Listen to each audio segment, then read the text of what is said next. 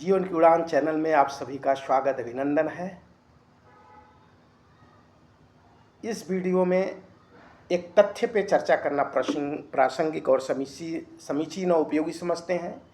किसी भी व्यक्ति की अच्छाई या गुण या उसमें खूबी जो लगे उसका समाज में चर्चा करनी चाहिए और लोगों के चर्चा में, बातचीत में, गपशप में उनके गुणों का, उनके खूबियों का, उनके नैतिक मूल्यों का जो वो धारण किए हुए हैं उनकी चर्चा करनी चाहिए।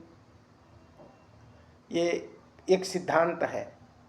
दूसरा भी सिद्धांत है, अगर किसी व्यक्ति की कोई कमी है, कोई अवगुण है, कोई बुराई है, उसकी चर्चा समाज में किसी भी व्यक्ति के सामने गपशप में नहीं करनी चाहिए। जिन आपके मित्र हैं, शुभचिंतक हैं, परिचित हैं, कोई भी है, उन्हीं से आग्रहपूर्वक अत्यंत स्नेह सम्मान के साथ एकांत में उन्हीं के द्वारा उन्हीं के सामने बातें रखनी चाहिए कि ये आप में कमी है।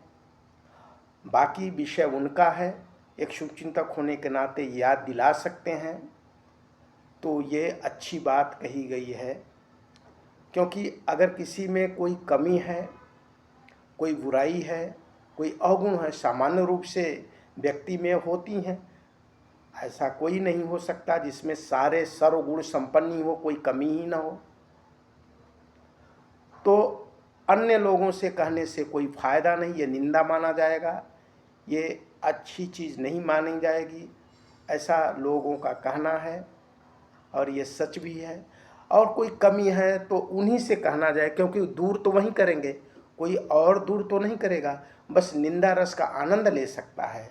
तो इसलिए एक सही मानव होने के नाते ये हमें ध्यान देना है कि गुण की चर्चा सब जगह कर सकते हैं, किसी की मन करे तो अवगुण की चर्चा, बुराई की चर्चा, कमी की चर्चा उन्हीं के सामने कहें, क्योंकि वहीं सुधार करेंगे। ये एक अच्छा गुण कहा जा सकता है। टूटे फूटे शब्दों में ये अपने विचार रख रहे हैं। आपको पसंद आए तो ये आपका विषय, न पसंद आए तो कोई बात नहीं, नज़रअंदाज कर दीजिए। इस डिस्क्लेमर अस्वीकरण के साथ ये बातें कह रहे हैं, ये विषय आपका है, एकमात्र बातचीत के क्रम में ये बातें की जा रही हैं। आप जीवन की उड़ान चैनल में हरीश दुबे आपका स्वागत करता है। प्लीज़ सब्सक्राइब करिए, शेयर करिए। कोई एक कमी इस वीडियो का आप कमेंट में कर सकते हैं, कोई एक अच्छाई अगर हो समझ में आए तो वो कर सकते हैं।